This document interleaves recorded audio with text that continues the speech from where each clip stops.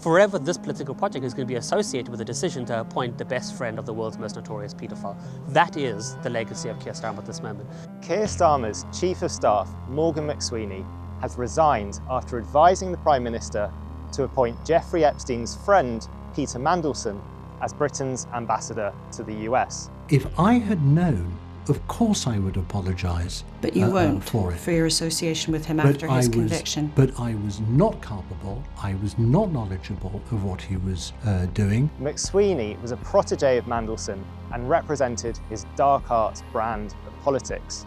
Just last week, it emerged that a think tank, once directed by McSweeney, had hired a PR firm to investigate our chief reporter, John McAvoy. Joining me to discuss this is McSweeney's unofficial biographer, author of this book, Paul Holden. For people who aren't in the Westminster bubble, who hadn't heard of McSweeney before this weekend, why does this story matter? Well, first of all, I think McSweeney is the architect of pretty much everything that's gone wrong with our modern politics over the last decade. He has accrued to himself just extraordinary political power. And he's done so with a political project that he started in about 2017, first to destroy the prospects of a left-wing Labour government under Jeremy Corbyn so that he could personally hand-pick his successor, which was Sir Keir Starmer.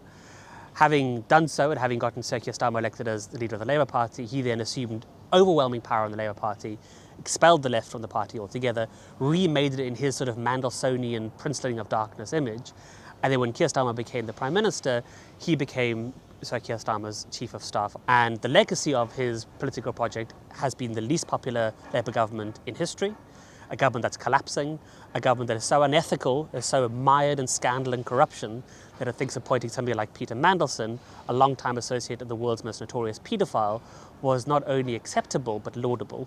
What was the thinking there? Did McSweeney owe Mandelson something in return for his help getting Starmer into power? Why was he so keen that Mandelson be the US ambassador? It's an interesting question because I think the way that this is being explained, certainly like in the mainstream press, is that this is some sort of weird misstep, some sort of miscalculation, that Starmer was just badly advised or they should have just taken a bit longer.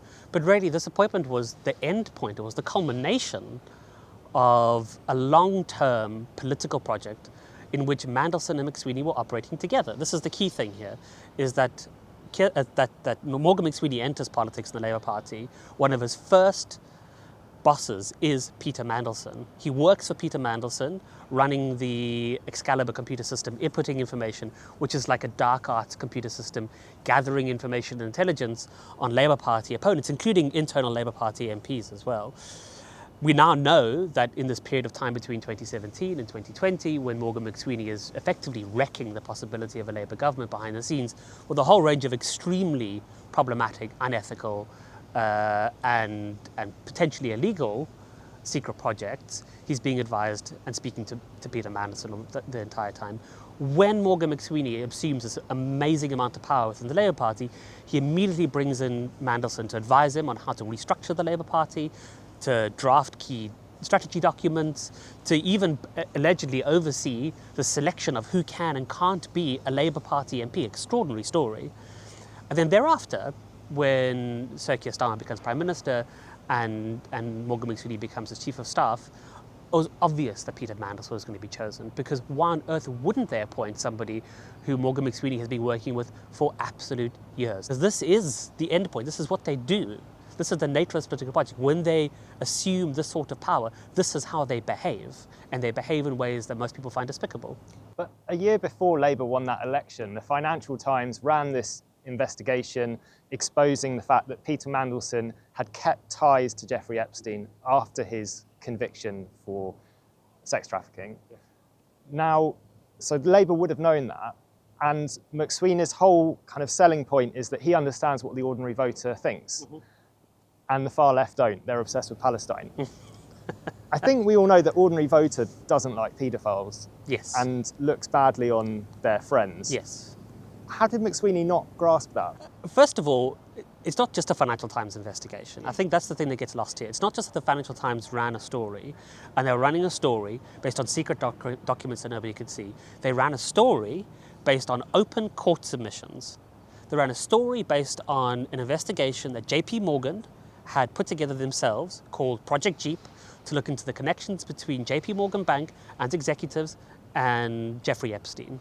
That produced this Project Jeep report, underlying which was a forensic detailed analysis of all the emails between JP Morgan's senior staff and Jeffrey Epstein, in which Peter Mandelson's relationship was uncovered. These are documents where Epstein refers to Mandelson as PT. Yes, that's correct. Yeah. So what you see in these documents is it's an incredible document, and I encourage everyone to go read it. And you can literally just Google United States government of the Virgin Islands versus JP Morgan and go download these filings. I'm sure you guys can provide a link on Declassified. And it's an incredible report because it sets out on a timeline every single email they have, which indicates that Jeffrey Epstein and Peter Mandelson had a close friendship after Jeffrey Epstein had been convicted for soliciting prostitution from a 14-year-old minor. So this idea that they wouldn't have known this is nonsense. Everyone knew this. They didn't care. And they didn't care because PT was one of them. Some people are saying that with McSweeney gone, the soft left will start to re-emerge in Labour.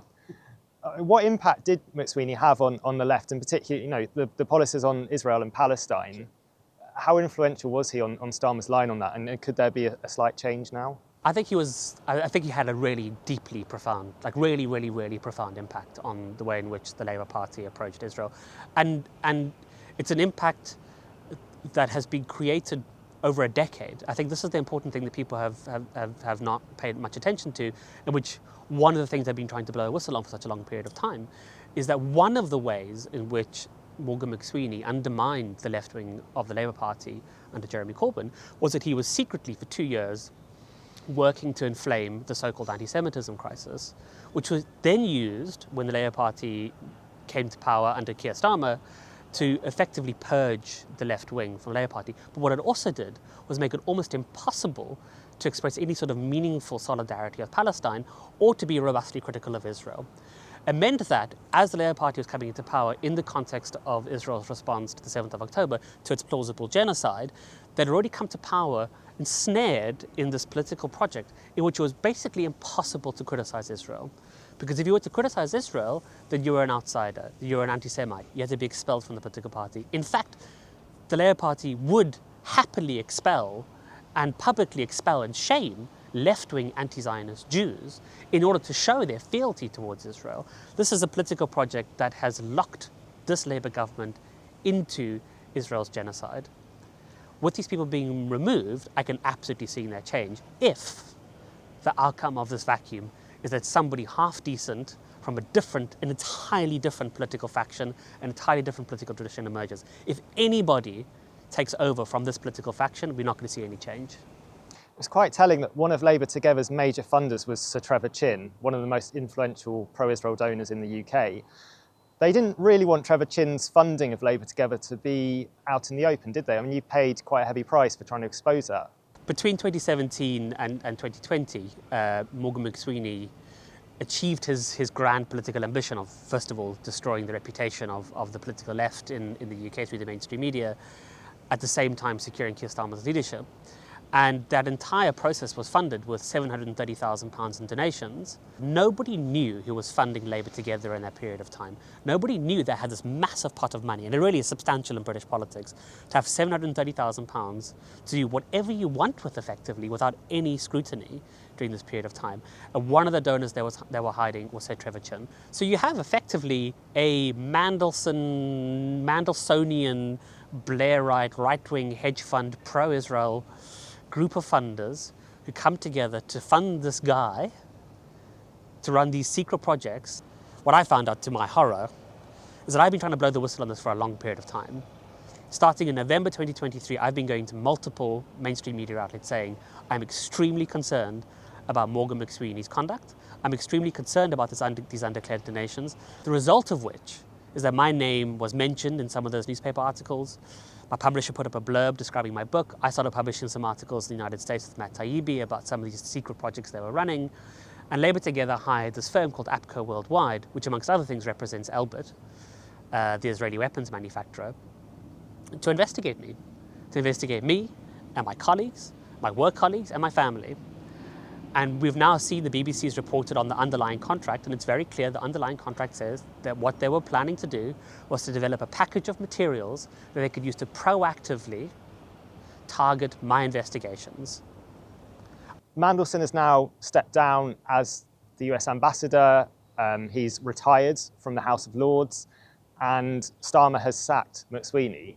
Does that draw a line under all of this? No, I mean, I think there's many ways in which this is going to play out, and one of the reasons why there's not a line under this is because now Keir Starmer is forever associated with this decision.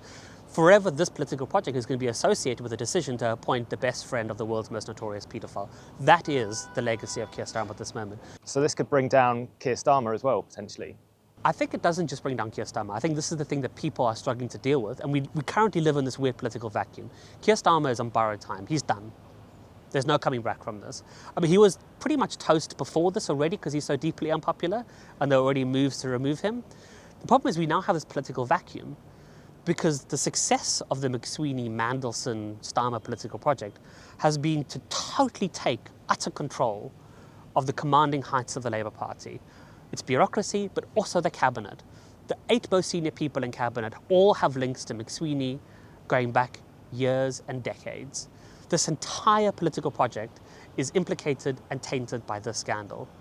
And that's a real problem because in normal governments, you'll have a cabinet which is chosen from a wide range of talents within a broad political movement. This isn't. This is a cabinet chosen from the tiniest fraction of the tiniest fraction of the tiniest fraction of the Labour Party. And not only are they despicable, not only are they loathed by the public, there's nobody there to take over the reins as a result because they're all tainted by it. So in this political vacuum, anything can emerge.